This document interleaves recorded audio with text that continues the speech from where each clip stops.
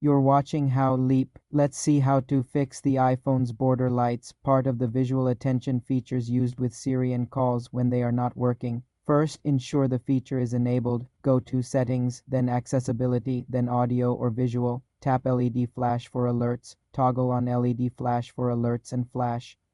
On silent, this controls the camera flash, not the screen border, but is related. For the screen flash, go to Settings, then Accessibility, then Audio or Visual.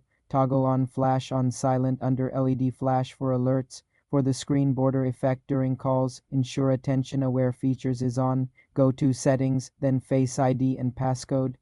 And toggle on attention aware features. This dims the screen but not a border light.